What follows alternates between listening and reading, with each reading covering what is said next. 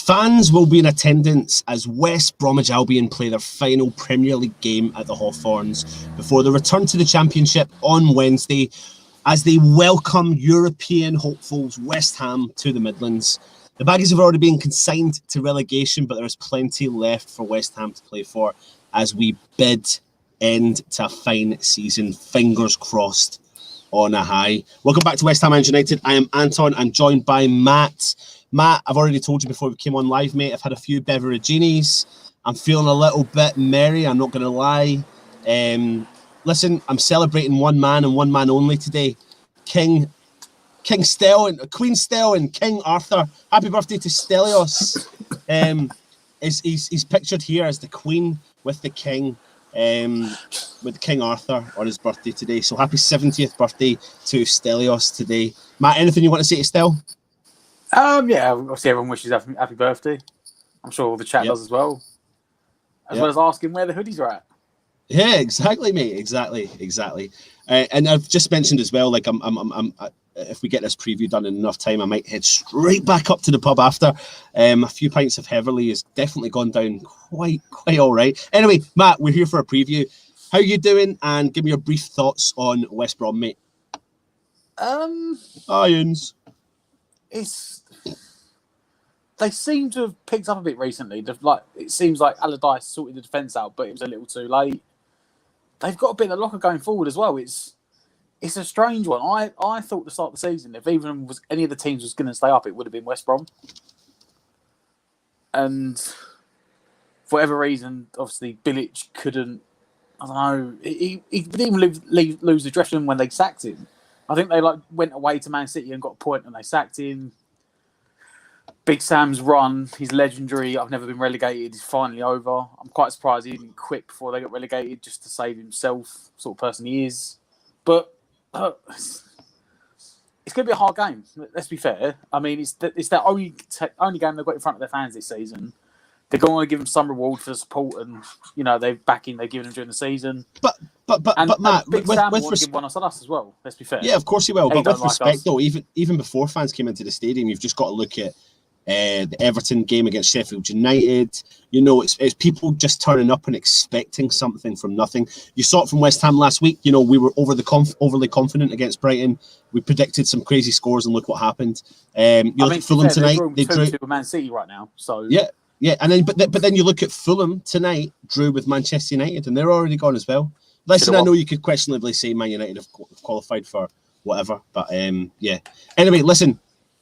Without further ado, as we do week in and week out, let's talk West Brom. Let's bring on our opposition fan. Let's talk West Bromwich Albion.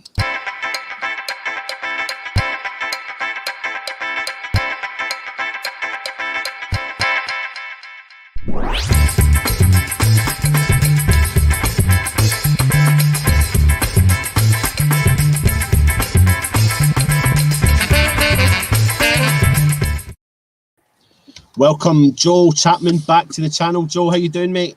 Yeah, I'm grand, gents. Yeah, good to speak to you again. Yeah, good to speak to you too, mate. Thank you for coming back on. I know you've got a couple of beers handy. I've clocked it, can and a bottle kicking about. One and the other, mate. Just a flow. Joe, just for anyone that's watching, that's new to the channel, etc., where can people find you? If you don't mind giving us a bit of rundown. Yeah, I'm on Twitter, ChapmanJ92, as you very kindly put my my handle on there, and just on the Albion report for the Birmingham Mail. So I will be anywhere anything that's West Bromwich Albion related on the Birmingham Mail. You'll be able to see my stuff on there. Yeah, cool. No, cool. Thank you very much for coming on again. So listen, relegation. We had you back on. I'll tell you what. Before we even get started, let's take a look and see what happened the last time the two clubs played each other in the Premier League.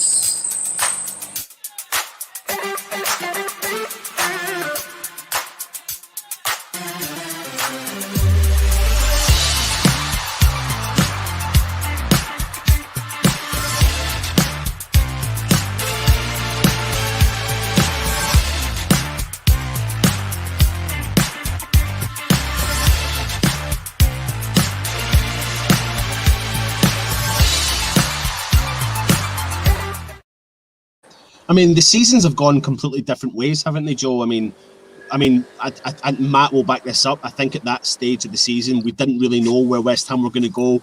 We were fully expecting West Ham to falter, and we kept pushing on and kept pushing on and kept pushing on. And Joe, for yourselves, what's been happening since January? Obviously, you've got Sam Allardyce. What's been happening with him? You know, when you heard Matt's comments, and if you want to kind of say something on that as well.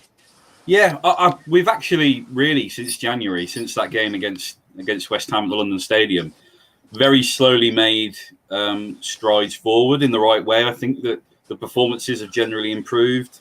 The results have been marginally better, but not obviously what we've needed. It's not a coincidence. You know, we're still with 10, 12 points adrift now with relegation confirmed. So it's not like they've only just missed out on survival. They've been off it for quite a way. And of course, we've got teams like Brighton and Burnley and Newcastle recently getting results. You know, we're desperately cheering on West Ham at St James's the other week. Unfortunately, it didn't come off. But it's just not quite been enough. We've had a couple of new signings that have made decent impressions since that West Ham game. At the end of January, they arrived and they've improved us, certainly. That they just look a lot more organised under Sam than they did under Slaven. Picking up on Matt's point, I think I wouldn't say anything bad about Slaven. You know, from a personal point of view, and as a human being, I thought he's a wonderful bloke. And you know, a lot of Albion fans would still hold him in such high regard, but there were clear deficiencies there. And I think even West Ham fans would probably accept that over the course of time, he ran his course at West Ham. And, you know, I'm sure by the end, there were a lot of fans that would have just thought, right, now's the time to kind of move on from him. And it was that kind of thing with Albion. He did a great job in getting us up. We did stutter over the line. Didn't really get going again after the project restart. Really limped over the line and only really got promoted because Brentford failed. So you just wonder, Sam walked into a really, really difficult situation, and it took him a little while, and obviously he had to wait for his signings to kind of really properly get their feet under the table. And then we saw the fruits of it the other week. They beat Chelsea and Southampton back to back. They've just not been able to do it enough on a consistent basis, unfortunately. And as I say, with those other clubs above us kind of kicking away again, it's made it really, really tough. And ultimately, relegation wasn't a surprise. Well, I mean, listen, Sam Allardyce, is, as Matt alluded to at the start, you know, he's got a history of coming in and keeping teams up. So what do you think, you know, was the main factor behind? I mean, I know I've picked up on everything you've kind of said there, but what was it that Sam couldn't do with West Brom that he's done with other clubs, Joe? I think I don't listen to TalkSport a hell of a lot, I've got to say, but there was a clip on social media the other day from Simon Jordan who made a pretty good point, I thought, in that everywhere he's gone previously, he does have that kind of talisman, that kind of Wilfried Zaha, or, you know, when he's got, I really never really counted Everton as being a team in trouble, to be honest with you. He did a decent enough job with them, but you look at the other teams at Sunderland where he had Jermaine Defoe, and he always just had a player or two that could really, you know, ignite. And with Albion, I think the collective group is just, they've really, really lacked experience at the top level. You know, you go through the squad now, we've got players like Darnell Furlong and Shemi Ajayi, and, you know, we brought Conor Gallagher in on loan from Chelsea. You know, you can't really say that Callum Robinson's ever played regularly at the top level.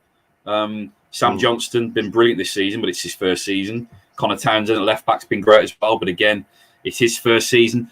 So that kind of nous, I think, at Premier League level has been really, really telling. Unfortunately, they conceded far too many goals defensively. They were pretty shoddy. November, December time, they got spanked a few times. And although he's kind of addressed that, as I say, it is just a little bit too late, unfortunately. And now the big decision in hand in the next few days, probably straight after the West Ham game, will be: does Sam stay, and does he lead us in the Championship? Yeah. And I mean, listen, you know, there's players throughout the West Ham side that people know really well, but a player that was included, I think he was handed his first top flight start since December 2017, was Robson Kanu. Bagged himself a goal, of course, against Liverpool. What was the decision behind starting him? Of course, West Ham fans were watching that game and massive hope and backing West Brom all the way until that absolutely crazy incident right at the end of the game changed their fortunes. But what is it about Robson Kanu that maybe Sam Allardyce is believing in terms of giving him a start, backing him up? Kind of talk to us about that. Well, Hal had his best season of his career last season. He scored 10 goals, which doesn't sound like a lot, but it's the first time he'd ever reached double figures. So he did actually come into the season ahead of Kenneth Zohore and ahead of Charlie Austin as Albion's number one striker. And although they signed Robinson, they signed Carlin Grant from Huddersfield, who good player, but I don't think he's a number 9, like a natural number 9. Hal was really the only other player that could play that after by Diane, who they signed in the January window, who scored 3 goals, but probably should have had about 7 or 8, really. You consider the chances he's had. And I think now with relegation confirmed, it is a case of, well, and he did it with Maitland-Niles as well. There is an argument to be had, and I think Sam's picked up on it, where you've got to start looking ahead. You've got to start planning for life without Diang and Maitland-Niles, and you've got to start going back to the players who will likely be at the club next season. Hal Robson-Kanu actually out of contract, so the club have got a decision to make on that. Whether he could be a bit part player and next season, and have a role to play. Yeah, maybe that's a decision they could probably take quite late on. But my concern really for Albion on Sunday was, apart from the 2 lads in midfield, Gallagher and Yakuslu, and you replace those guys with Livermore and Sawyers, everybody else, that was basically the Championship promotion team. So the summer window they had just wasn't good enough. They didn't build on it. They signed Branislav Ivanovic, who's been really a disaster of a signing. Players like Kravinovic, who they ended the loan deal in January early and sent him to Nottingham Forest. Players like Cedric Kipper, they picked up on a really cheap deal from Wigan. They sent him out on loan to Belgium. So the money they spent... But you did pick up on you did bring in Snodgrass. I mean, listen, the West Ham fan base was split down the middle, Joe, when he left. In actual fact, I think there was probably more in favour of keeping Snoddy, because what he absolutely brings to the club was phenomenal work rate. He wears his heart on his sleeve, and he fights for every single challenge and every single ball. However, he is injured now, isn't he? And he's obviously out for the rest of the season. I don't really know what his injury was, how effective it was moving forward. But what's been your opinion on Snodgrass since you've had him in? I really like the idea of bringing Snodgrass in January. I was really, really behind the deal. I thought it was exactly what Albion need. I talked about the lack of experience. I think Snodgrass has got it in bundles. So I thought that. He knows James Morrison, who's on the coaching staff with Scotland. He knows 1 or 2 other guys. Johnston, he was with at Villa, and there was 1 or 2 other lads that he's played with earlier in his career as well. So he knew a good number of players in the squad. And unfortunately, unlike anything I've ever known of Snodgrass, and I'm sure you can say he played a lot of football last season for West Ham, and all of a sudden he's picked up injuries like I've not known him to have in his career. Yeah. So the current one that he's had that's ended his season is actually a back problem, which he underwent minor surgery on. He had to have an epidural. So I mean, that's just kind of that's it's not one that I broke my arm and I kind of wear a cast. He's like, he can't even train. So that's been really, really frustrating. He started so well against Wolves in his first game. His debut was brilliant, and then of course we had that farce at West Ham a few days later when he didn't play because of an agreement between the clubs. That's right. Yeah. Which I was up about that. No, rather got swept under the carpet, I think. But I don't think it was particular. Nobody won in that situation. Nobody was benefiting. So therefore, I don't know. I don't think you could punish anyone particularly. But it was frustrating. I was up in the press box at the London Stadium that night, and he was sat just a few seats away. And I was thinking to myself, you've put in a brilliant shift for 90 minutes at Molineux on Saturday. We've won the game. And now you sat up here while we're getting beat. So it's been quite stop-start. He's had a few really, really decent performances. He's also... At times he's looked like a player who hasn't actually been fully fit, because he did play a lot for West Ham in the first half of the season. It's been very stop-start. I'm hoping he gets a good pre-season under his belt and he can play a part next season.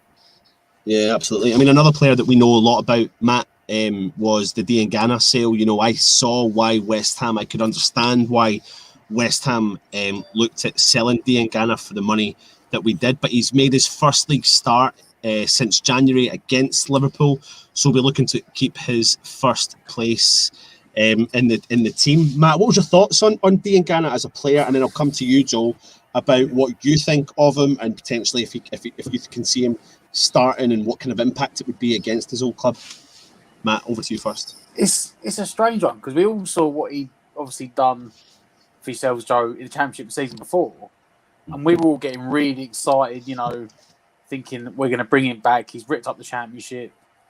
He's a natural winger. We need the width. We were lacking pace, and there was a lot of irate, angry West Ham fans, Mark Noble included, when the ball sold him, because it was almost like I think yourselves put like one offer in, and the Golden Sullivan just went, "Yep, that's it. He's gone."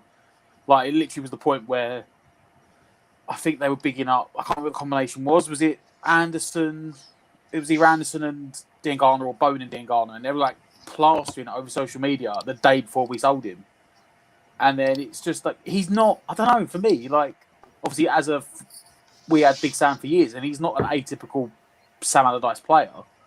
But he would have. I don't think he'd want him as a winger. He'd want like a Mark Albrighton or a Robert Snodgrass. He doesn't seem to be one that wants pacey, tricky wingers that are going to take someone on in case they lose the ball. And I wonder if that's just if Stam stays, are you going to find a way to get him back in the team next year, or is he going to sort of filter out or get sold? It's a weird conundrum. What do you think of him then, Joe? I mean, we know there's a player in there 100%. I know you had him last season, but he's not started since January. And do you think he's going to keep his place? And how's he going to feel coming up against West Ham? Yeah, I feel a bit for Grady this season, to be honest, because I think it all started so well. You know, he came back after lockdown and played a big part in Albion getting promoted. He scored a couple of really important goals after lockdown. Then he scored that wonderful goal at Goodison in the first away game of the season, where he kind of picked the ball up on the edge of his own box and just ran to the other side of the other edge of the penalty area at the other end and scored a wonderful goal. And I think just generally he's had his injury problems, but I think actually it's just been a really tough season mentally for him, I can imagine, because you've got to consider everything. He's only recently just turned 23, so he's still a really young lad. And he's obviously living, I think, by himself in Birmingham in the middle of a pandemic, so he's not able to go and see his friends and family. He's playing for a side that are struggling week on week. They're getting beat, so he's not really able to kind of have the same impact that he had in the Championship last season. Slaven was a big person in his football life, so he's gone. Kravinovic, who I mentioned, was really good mates with him, and he left as well. So it's been really, really difficult, I think, for Grady. And you know, I think what I said to you earlier about Hal Robson-Kanu, I think it is now a case of we've got to get these guys back in the team because they're going to be with us next season. Nobody's spending the money that we would want for Grady. No Premier League team's coming calling for him. So he's going to be at the club, and we need to then integrate him again. And we'd love, with everything, you know, everything in life for us all, with lockdown easing and stuff, and the idea of having full stadiums again in time for next season, a lesser quality of player that he's going to come up against in the Championship, who he's already run rings around last season. Hopefully we get the best of him again. I still think it can be a good investment, but he needs the right guidance, the right man management. Yeah, absolutely. And listen, the chat's going wild for another one of your players, Pereira. He's been involved in 16 goals, scoring 10, 6 assists. How important has he been? I mean, I know you've relegated, mate, and I'm trying to be respectful of the situation, but, you know, in terms of a player, what's he like? And, you know, can you see him staying at the club next season? Do you fear that he may go, or do you think we've got a good chance of keeping hold of him? In a word, no. I think he's just so much better in terms of an outfield player that we've got at the club. He belongs in the Premier League. There's no doubt about it. You've just given those stats there. They equate to pretty much half of our league goals this season. In whether, you know, the assist that he got on Sunday for Robson-Kanu was lovely, and he's just a really, really lovely player to watch, you know. But he's also got some great substance. He made a mockery of a couple of Villa players the other week at Villa Park with some skill, but then he can then go and You know, he can pick out a top corner from a free kick, or you look at the quality of the goal he scored at West Ham. You look at the quality of the goal that he scored at Arsenal last week, and he's got everything. And my only hope is that Albion get what they deserve in terms of a transfer fee for him. We've seen so many players go for silly money, and you just realise that, all right, it's a relegated team, so in that respect, it's going to be a harder thing to negotiate with than if we were a Premier League team. You know, we're not like Villa last season where they could say to, you know, anybody that wants Grealish, you're going to have to pay 100 mil. We're not going to get that. But equally, when you see players like Nathan Ake going for 40 mil, and he was in a relegated team, and he was a defender, you think to yourself, well, surely to God, Pereira should be up there in that bracket. We should be getting 35, 40 million quid for a player like him. Really, what do you think? What I mean, and I know that's that's the kind of going rate, I suppose, for a player performing in that. But if you take into consideration, you've got the pandemic, you've got all this sort of stuff. I mean, listen, the West Ham fans, some West Ham fans are kind of concerned that we might not get the deal for Lingard over the line. However, they're looking at other players in and around, whether it's, the Premier League or teams that have gone down. And Pereira's been a player that people have gone, you should go out all out and take him. I mean, it's not take him, sorry, I don't mean that disrespectfully either, but, is he that next level player, Joe? Has he got the ability to change game? I mean, it sounds like he has. He's got everything that's in the locker. I think the fact that he's been and done it this season to go and get double figures. He didn't get double figures in the Championship, so he's playing at a harder level, and he's scoring the goals, the quality of the goals that he is. I just can't help but feel if he's playing in a better team, you get even better. So when I imagine that he might play for a Leicester or a West Ham or a Spurs or a Everton, I just think to myself, like, surely to God, if he's playing in Everton, for example, he's going to have more of an influence than Gylfi Sigurdsson. I really believe that, and that's another team another player that they bought from a relegated team for 40 million quid. So you just think, I think he really is that good, and we don't get too many of them come along at West Brom. So I think when they are here, you've got to enjoy them while they're here, and B, as I say, you've got to ensure that you get fair dollar for them, because we're going to have to spend a lot of money in the summer to build the team again. We're going to lose all our loan players, and a lot of fringe players are out of contract as well. So we're going to need 7 or 8 players. So we kind of need the money. The flip side of that is to be able to that. And Sam Johnston would be another one. Yeah, I mean, that's another player that fans, I mean, depending on what team you're playing for, etc., and if you think you need a goalkeeper or not, that's what, another player that West Ham fans are looking at, etc. But that doesn't mean that we're going to get them, etc. However, what I want to do, Joe, is bring us on to the team that you put out against Liverpool, and what team you think that you guys will put out against West Ham tomorrow night. And then, on the back of that, I've got more questions, a few more questions on your thoughts on West Ham this season. But that's the team he's put out against Liverpool, and you were doing really, you never had anything to play for, and they had everything to play for, and you took them to the wire, mate. You took them to the wire. So what do you think we'll see? I'll be disappointed if he changes it, to be honest. I think Robinson's a player you can make a case for, and so is Karlan Grant. But really, when you look at those players, they're kind of fighting it out for a midfield role. And I really want to see Grady start again. I do think that you've got to bear in mind on Sunday he's coming up against one of the best fullbacks in the league. But I thought Alexander-Arnold was absolutely excellent, really. So you're coming up against him. You're defending a lot. You're going to be behind the ball a hell of a lot because you've got Salah and Thiago pulling the strings on that side of the pitch. So Grady, actually, for a bloke who hadn't played, started a game since January, he's actually put in a pretty decent shift. He's not been able to do anything in an attacking sense.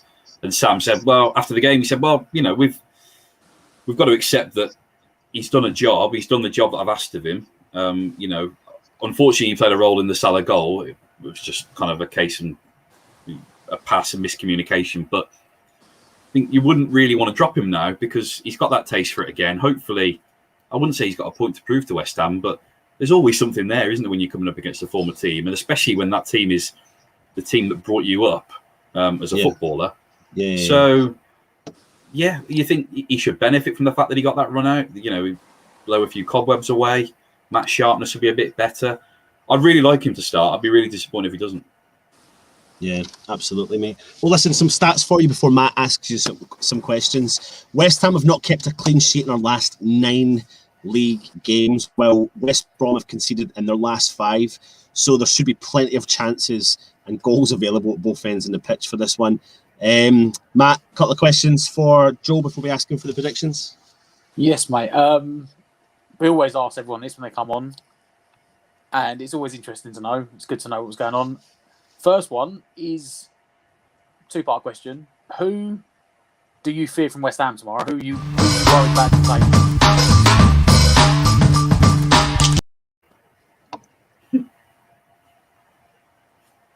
And equally, who should we be worried about? Who is going to do the business for you tomorrow? Who's going to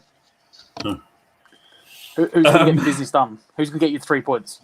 I think for me is like Lingard's been like I just couldn't see Lingard. You guys have watched him week on week, but for the life of me, and to a lesser extent Chris Willock as well at Newcastle, when those loan deals were done, I just couldn't see those players catching fire the way they have.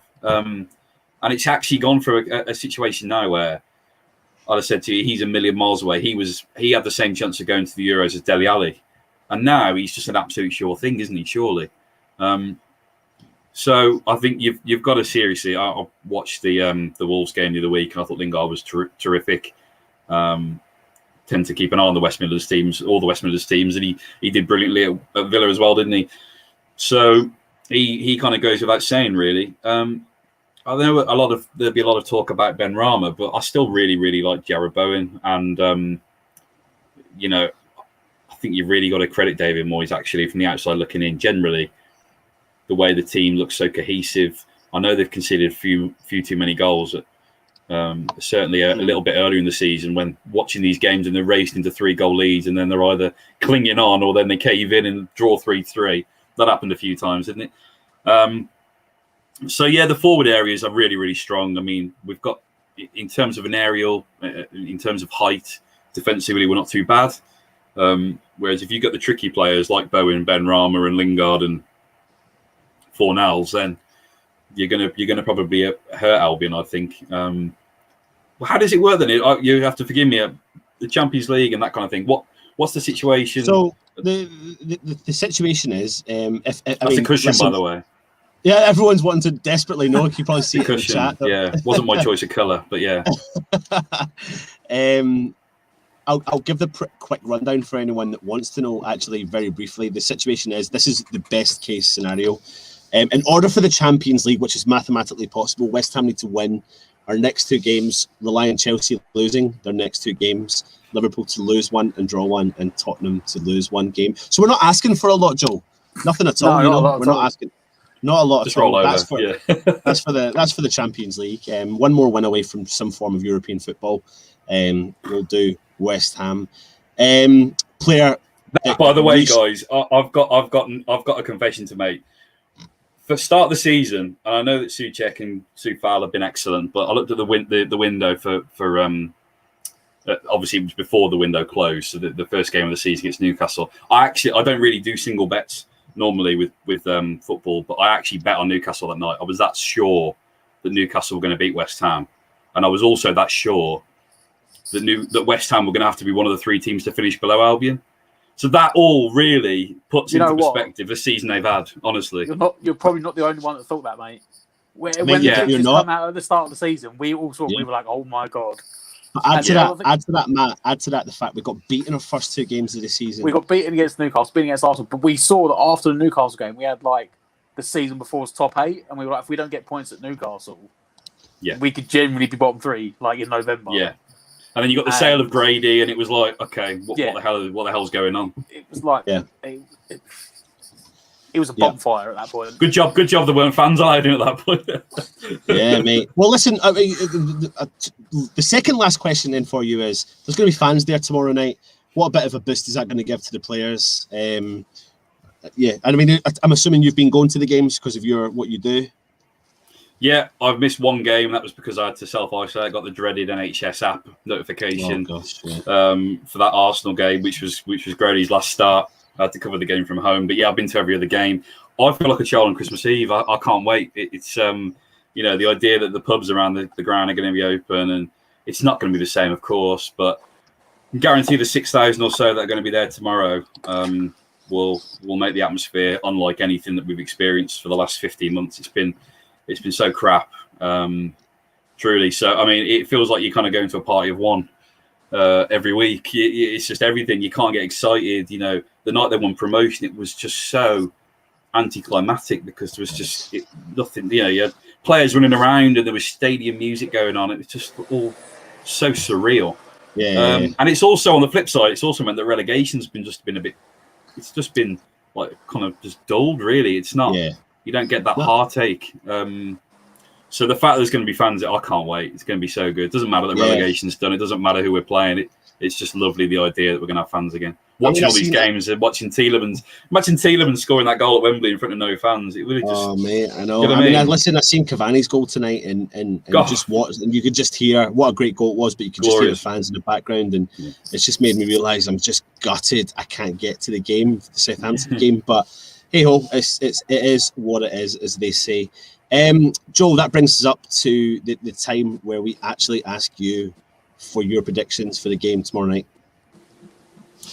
Well, I'll make one point I've got to make is that Sam has actually actively been identifying this game for the last 2 or 3 weeks as being the game that he would really like to win the most. Not even because of the West Ham link with himself. It's just about the fans and the idea that they can kind of at least finish the season at the Hawthorns with a win means that he's been desperately trying to get this kind of one penciled in. So I think you've got to consider what West Ham have got to play for. I think I correctly predicted Liverpool would beat us 2-1, even though it was quite dramatic in the end. I'm going to say 1-1. Right, okay. Which should get you halfway to the Europa League, I'd imagine. Which, when you consider what awaits us next season, would be, for West Ham fans, it'd be unbelievable. We could have been there ourselves, which is, I think, like we said earlier on, what we predicted. So, listen, Joe, it's been an absolute pleasure, mate. Thank you very much for coming on this season, and hopefully we get to work together moving forward, and hopefully we meet each other sometime. Yes, lads. FA Cup again next season, maybe. Straight back up, hopefully, and hopefully, I mean, like I always say, good luck after tomorrow's game, and I'm going to continue that. I have to say that because we desperately need the points. But I just know, that I'm not going to get carried away with this one, so I'm just going to leave it as it is, and all the best for next season, Joe, as well. So thank you very much for coming on, mate. And to you guys, thanks for having me on. Cheers, mate. Guys. Take it easy. Cheers, thank you. Soon. Bye. Cool again, Matt. Really cool. I'm half drunk, mate. I think I am, to be honest. The chat's just been totally mental. I have no idea what's going on in the chat. I've been trying to read some of it, and I have no idea. I know you have, mate. I know you have. It's gone wild. Dude. Everyone's mental in there. But let's just get on to it, mate. Let's talk West Ham.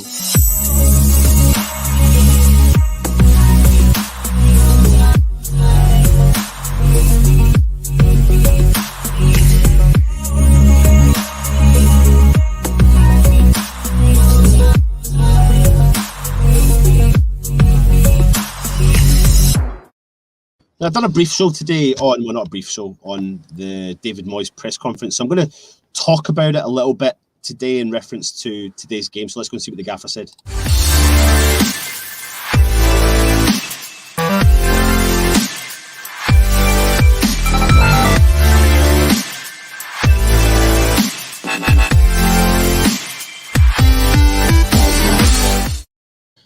So we are going to go and see what the man himself had to say, but we're not going to talk about absolutely everything that he did say today. We're just going to talk about some of the things.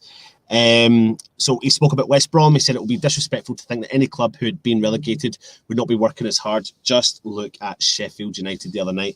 Everybody wants to win, and the competition in the Premier League is really difficult. He then goes on to talk about, just to give everyone an update if they didn't see the show earlier on contract talks. It looks like he was going to sign his contract. Next week, we're pretty well done with my contract, and hopefully it's something we'll get done at the end of the season, as I don't want things to get in that way right now. He's right, Matt, isn't he? And what's your thoughts on the contract negotiations with David? Well, I mean, he's actually said, I think he said a while back, I think this isn't recent, I think he said a while back that he wanted to wait till the end of the season to get it properly sorted. But also, I think everyone's forgetting the fact that he had an extension in it anyway, didn't he? It was 18 months with the option of another year. I think if we finished 13th or higher, or something stupid the clause was. So I'm pretty sure his contract got extended for 12 months about 5-10 games ago. But it's good to see because there were rumours about like Celtic possibly trying to come in for him and trying to tempt him back up across the border. He's deserved it. I can't be honest. I mean, let's be fair. Not a lot of people were quite happy for him to come in. I was one of them. I was a bit like, yeah. Especially, we didn't think it was be. I mean, we played pretty good football, which is the thing. David Moyes, we sort of assumed with like Big Sam style defensive long ball, and we didn't expect to be this high. We thought we'd just be he'd be another, let's say like a Big Sam keeping us heads above relegation, Roy Hodgson style. But he fully deserves that contract. Hopefully, he's getting paid well for it. Considering how much we paid Pellegrini for what he did. Fair play to him. Yep, absolutely, mate. Let's go and see what else he's had to say. He's talking about injuries, so let's just get straight onto it. We still have a problem with Manuel Lanzini, but most of the squad are okay. So that really plays into the hands of the fact that we're literally at a fully fit squad. Matt, what's your take on that? I mean, we needed the key players back for this little running, didn't we? Yeah. We needed Bond back. We needed Chris back. We needed Antonio and Rice back. We got that core back.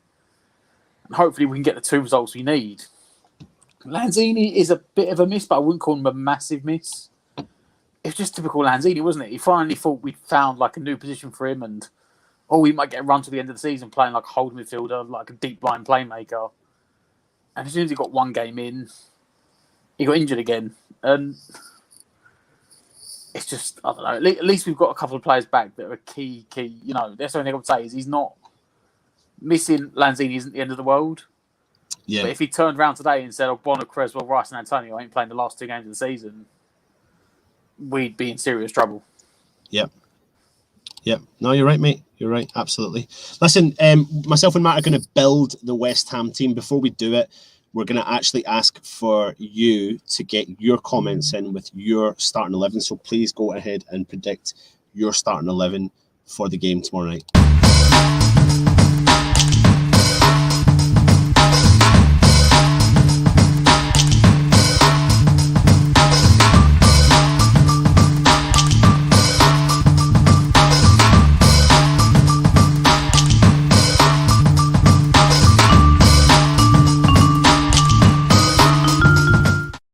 So we'll take a look at the team we put out last week against Brighton. There was a few changes in there. Declan Rice, of course, came back into the side. West Ham unlucky not to get a victory against Brighton, Matt? I don't know if we say unlucky.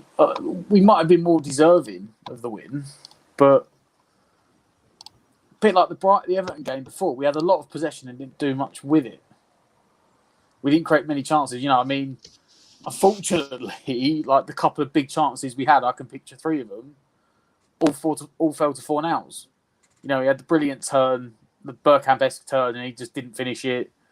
One that got pulled back to him on the edge of the box, he took a touch. And then one when he could have sort of chested it and taken a touch in the box, he tried to do a back flick thing. But we played well. We had the possession. We were patient.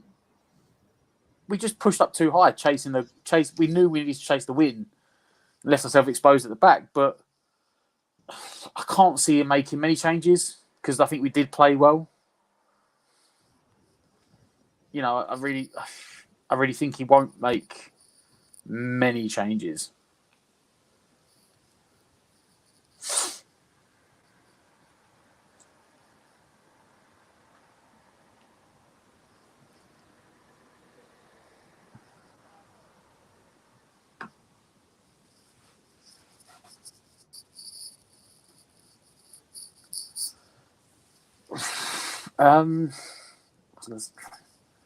It's difficult, isn't it? Like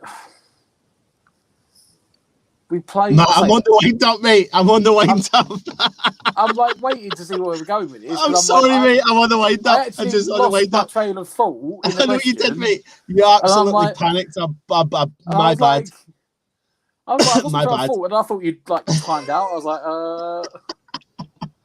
Nah, listen, my bad. I just said in the chat, I thought you'd seen it as well. I was like, do you want to see something funny? And I just thought, I'm just going to go mute. I'm just going to say nothing and see what you do, just to see if you panic. So, my bad, mate. I thought, and then I was like, I've lost my thought now.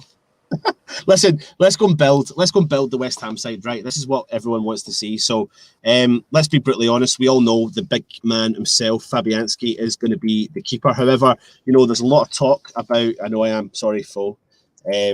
But listen, we have a bit of banter at West Ham and United, and that is what it is all through about. my train of thought as well. I was like, I don't know what I'm saying now. Yeah, so we're here. We're building the West Ham side. Matt, we're going Fabianski in the middle of the park. However, we could be looking at Sam Johnston as a keeper to come in the summer, but we'll keep those transfers for that. What formation is David Moyes going to go for, mate? It's sort of this like 4-2-3-1 ish sort of formation, isn't it? He has like the two deep lying players and then sort of one up top and then three sort of floating around in behind. Yep. Okay, so let's work our way through the defence then. Do we see any changes in the defence? Left back, Creswell? Back four, no. No, so we go I think Dawson. It'll just be Creswell, Bonner, Dawson, and Sufal. I think that will be it. Yep. And then Sufal. And then, of course, the potato salad and rice. I was about to type in potato salad as well. So we've got Souček, Rice. They both jump in there. Ben Rama done enough to stay in the park, mate? Yes. Putting him in at left? I think he has. Yep. Bowen? Yes. And Rama. And then Bowen on the right? Yep.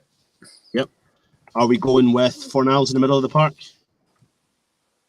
No, Lingard. Oh, why did I say that? Yeah. So hold on a minute. Are we going for no Fornals starting? Yep. Here we go. Is what that what we did last week? Nope, last week Fornals was on the left wing. Fornals has been dropped. That's the one change. So hold on a minute. Remind me. Did Ben Rama? Oh, Ben Rama came off the bench. Came off the bench. But I think he's done enough to start. Yeah. So that's a question I want to ask everyone else. Does Ben Rama start? So you're saying that Fornals is rested? I think he will be. I'll be honest, mate. We've got 2 games to go. We have to win. And as Joe said himself, there's no point in playing the big players because they've got higher. Sam always builds big teams, right? But he said if you get the clever players on the pitch, I don't think you can handle it. So yeah. Listen, forward. My mindset behind this starting 11 is it's got to go out all guns blazing. Now my mindset for Fornals not starting the Brighton game, in my opinion, he shouldn't have, even though he's one of my favourite players at West Ham, is that we didn't need that ball carry, not the ball carrying, his ability to cover so much ground in a game. We didn't need that, Matt. We've got Souček, we've got Rice, and we need a Fornals against the sides that's gonna take the players here, there, and everywhere. So, as this comment says, we've got to go for the jugular tomorrow. And the best way to go for the jugular tomorrow is to put out the most creative, innovative players that we've got on the park. And that's why when I look at that side, I think to myself, yeah, I can see that because you're going to have Ben Rama, you're going to have Lingard, and all they're going to do, mate, what's happening here? What has happened there? He's dragged all the way down the screen. Why is that doing that? I'm not doing that. He's broken the technology. He's broken it. Who's that? What is happening there, mate? I don't know. What is... There we are. Drag again. He's drunk. Do you know what? I was getting excited. Oh no, that's doing it again. It's really annoying me because I really like this website and it's taking me to the bottom. I think it's because I've put Lingard too low. It's because you're dragging it too low. You're dragging the screen. That's what happens, isn't it? What I was going to say though? What I was going to say was that's the team. I think Moyes will play, right? Yeah. But do you want to? You know what I would do? Because that comment you said, we've just got to go for it now. Go on then. You know what I'd do? Go on. I would, I wouldn't drop Fornals. I would drop Dawson. right? Right, okay, come on. Elaborate. Put Rice into the back centre back. I'll put Rice alongside Oggy and play Fornals alongside Souček. It's not going to happen. You know it's not going to happen. He's not. That would be what I'd do. Because you said we've got to go for it. What is going on with my laptop? I think I've been hacked. It's doing it again. That would be me going for it. You've probably got your mouse clicker stuck or something. Is that what it is?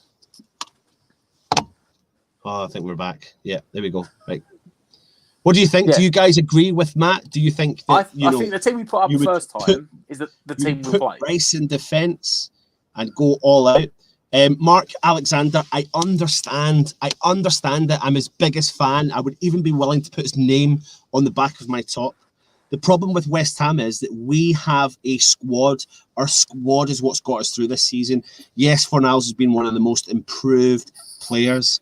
However, we need creativity. And when we need to go and get the jugular, as I don't know who it was mentioned it earlier on, we need to go for it. We need to get at these teams. And I think Benrahma's done enough. I think that was the biggest downside to West Ham's game against Brighton, because that's the games that you want to see Benrahma starting in, and he needs to get that run of games. Play Randolph up front as a striker, good with his head. Now, obviously, I have no issues or qualms or ideas about the fact Moyes would do that at all.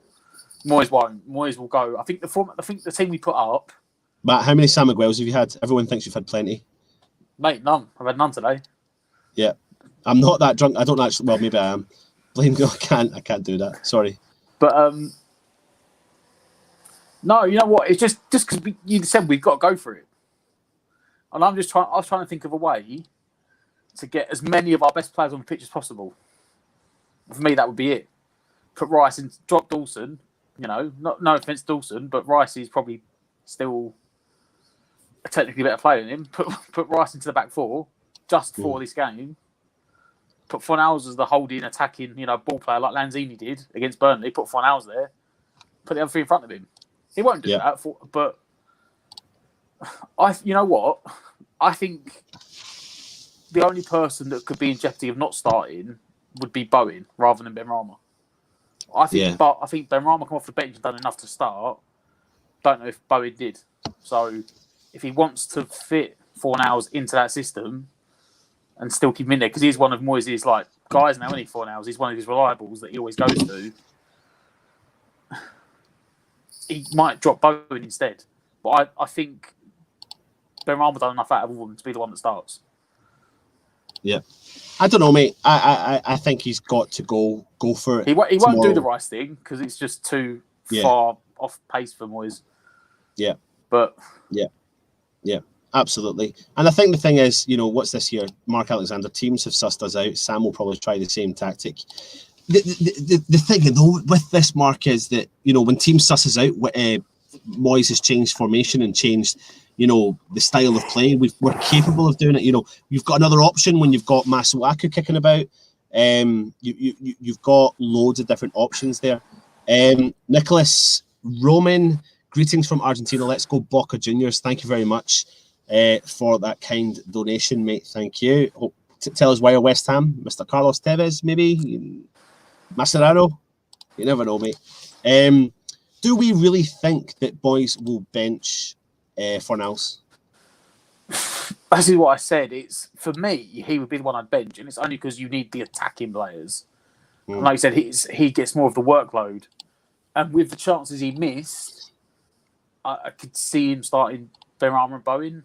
As I said though, I think if anyone's not going to start it to fit Fornals in, I think it'd be Bowen. Yeah. But oh no, something's wrong with my computer. Honestly. Oh, his computer's gone again. Yeah, I don't know if it's me. It's just I don't know what's going on. Honestly. Apparently Chelsea are winning 1-0. Is that true? They are. Oh, about the full time of asking. They've had about 3 disallowed goals so far, Chelsea. They have absolutely battered Leicester.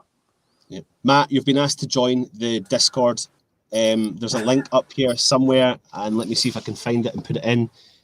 But in the meantime, I'm going to ask everyone while I find this comment to get me your predictions in for tomorrow's game.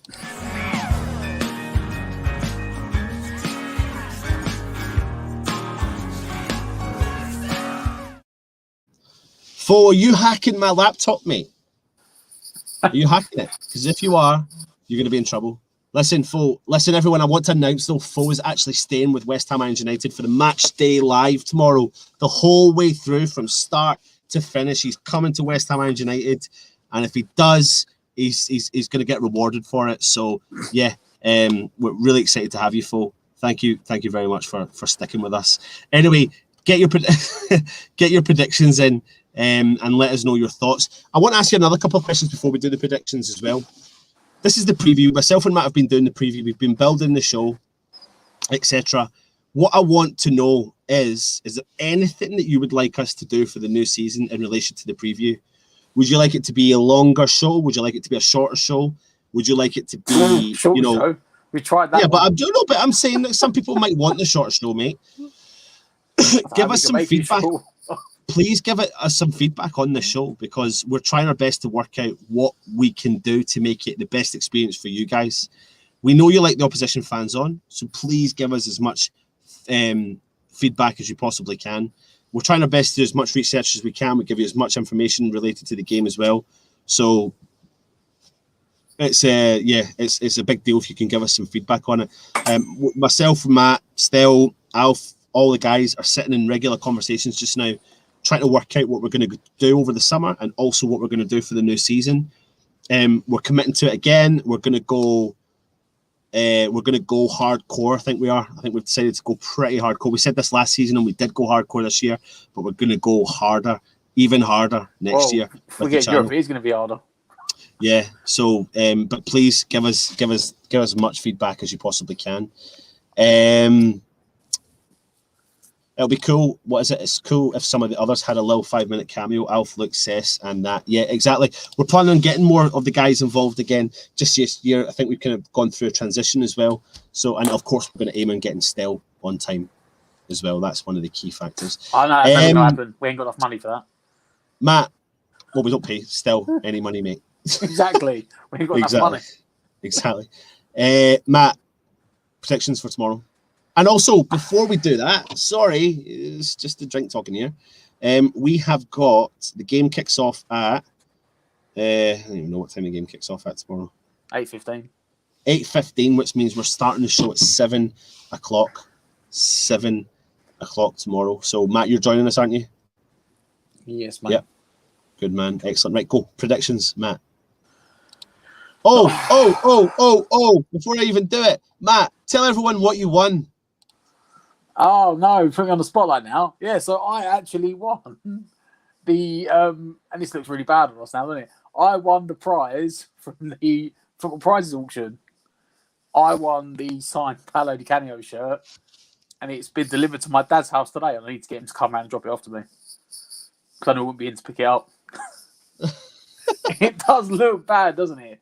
And you know what? The thing is, I'd entirely forgotten about it. Like, entirely forgotten. And I think Stel texted me, was like, you won. I was like, what? And I checked my phone. I was like, oh, yeah. Yeah. This is in. You know what? So to give people a bit of background behind it is, we've got a channel sponsors, Football Prizes. Really cool concept, good idea. And this time round, they're actually raffling off the Declan Rice sign top. All you have to do is go across to the website, enter the competition. I'll see if I can actually get the link and put it in the comments. And if you do buy a ticket, I've bought a couple of tickets. I've bought a couple of them as well. Of course you are, mate. Of course you are, because you're going to go for the collection. But what actually happens is you can you watch it live, didn't you?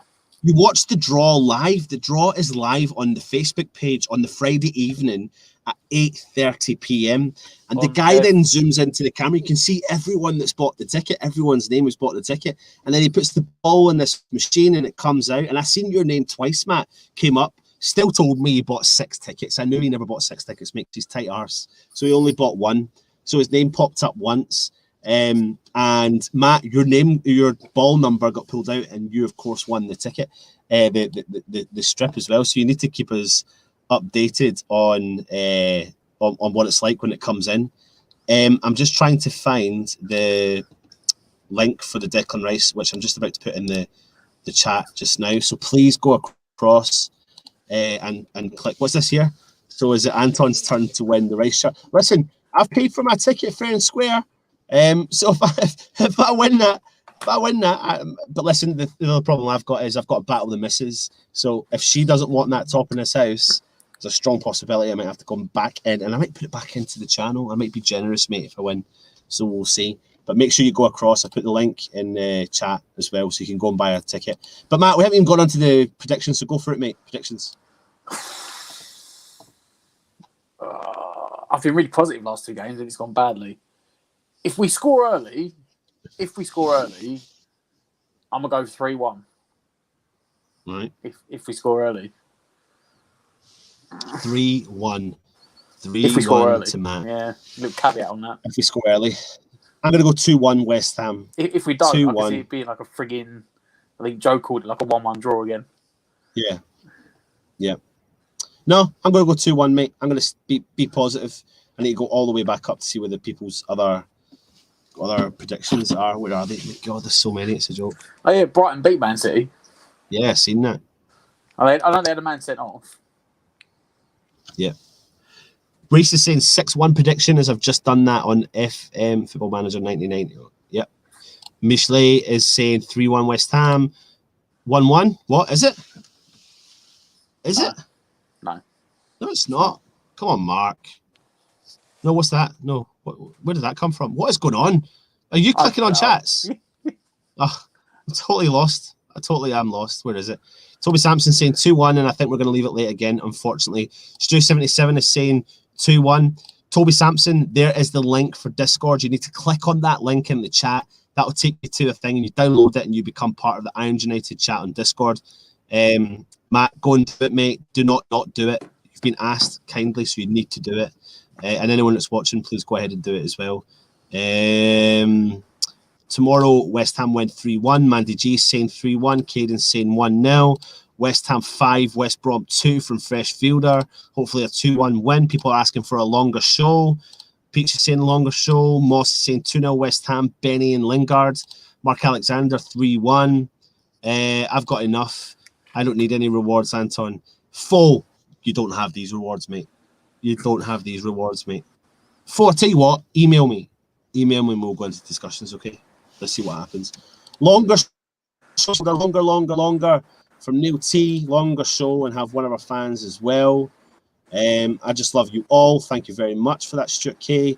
2-0 West Ham. Love the competitions and the guests. 1-0 West Ham. How could still do a shorter show? He couldn't, mate. He couldn't. More like a Kilmarnock kiss, Neil T. Just ignore that one. And he'll be 1-0 West Ham.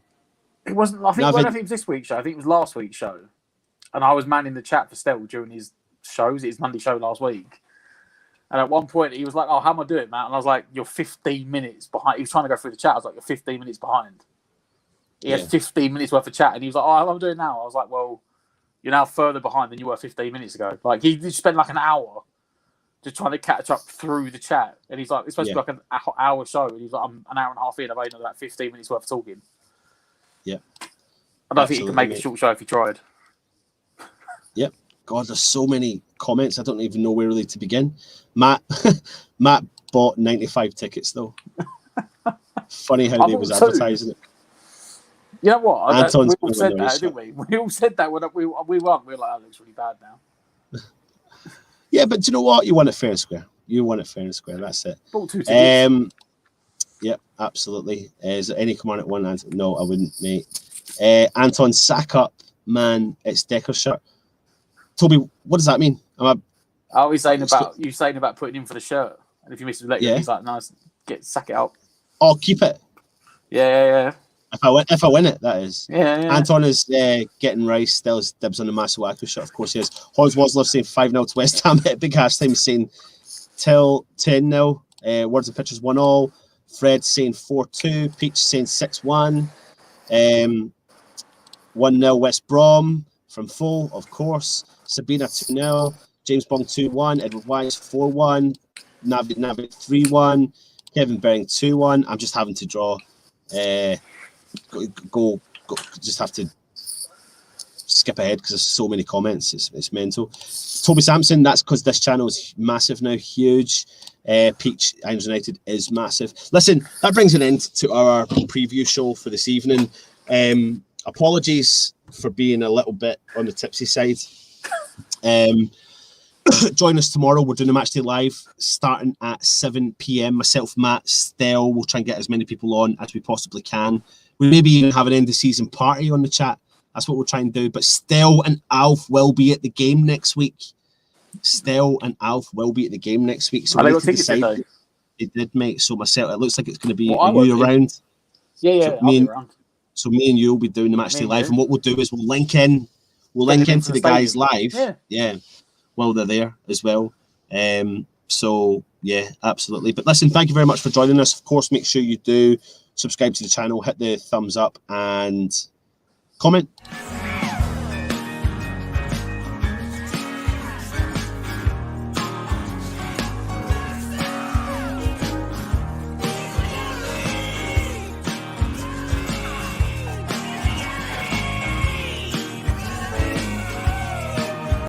Now, listen, we haven't gone yet because it is a certain person's birthday today.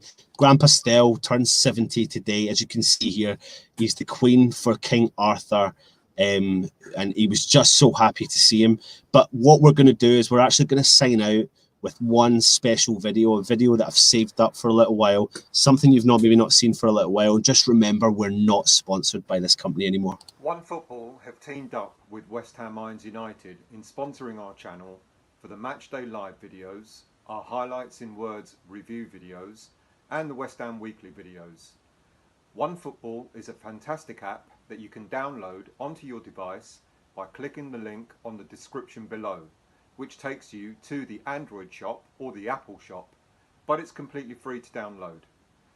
Whatever football information you want to get, just set up the simple notifications where you can receive the latest football news on West Ham or any other football news that interests you as well. You can get up to the minute stats, breaking news, team lineups and live scores as they happen. It really is a one-stop footballing platform with a whole variety of up-to-the-minute football news and, as mentioned, completely free. So please do click on the link below and download, which will also help our channel out. Thank you. I mean, honestly, I just want to tell someone a bit of, tell you before we go a little bit of history behind the video. So obviously when we got the sponsorship, they wanted us to do some videos pre-thingy, and I sent it to Stell and he sent it back to me. I remember looking at it and I thought, this is my reaction, right? I was like this. And I was like, Stell, is this your final cut? He's like, yes, mate, please put it on, please put it on. And I went, really? Like, he really wants me to put it on? And I showed it to my missus and she was like,